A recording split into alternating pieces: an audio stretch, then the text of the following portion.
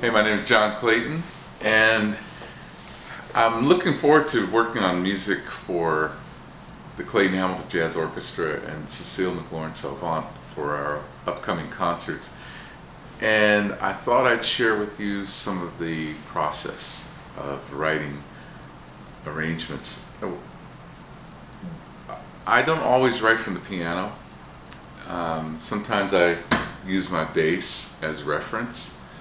It just depends. And the thing that is most important, and I learned this from a lesson with Johnny Mandel. I went to his house once and played. He's the great composer, arranger, and I played some of my music for him at the piano, and he asked me one day, at one point, he said, "Did you write that one at the piano?"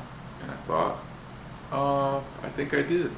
And he said, "Well, it sounds like it." He said, "You know, people don't sing hip chord changes. They sing melodies." And he told me that he always tried to write away from the piano.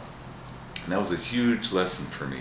So to this day, I try to write away from the piano, and then I will go to the piano, or I'll go to the bass or whatever instrument I have to check the things that I'm singing.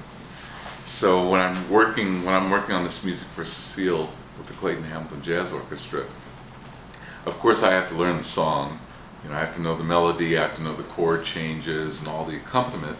But then when I actually get down to writing the counter melodies and the counterpoint and all that stuff, I really try to push away from the piano, because if I sit at the piano, then I end up playing the piano instead of writing music that makes sense for the whole thing. So that's a big thing for me. That's a big part of the process. As an arranger, we are always thinking about the mood of the music, the mood of the song. Is it a happy mood, a sad mood, a romantic mood? Is it kind of an inside, introverted kind of mood? I think about all that, and then it's our job as the arrangers to write music that really enhances the mood. That's the idea. Along with the mood, I'm thinking about the lyric of the song. I'm thinking about I'm thinking about the message that the song has. I always like to think, if the audience goes away and they don't get the message, I failed. If they're impressed by the arrangement and don't know what the song is about, then I failed. So as an arranger, I am there to service the lyric, but I'm also there to service the vocalist. So I want to direct the ear to the vocalist. When I write an arrangement, if I've got something hip and,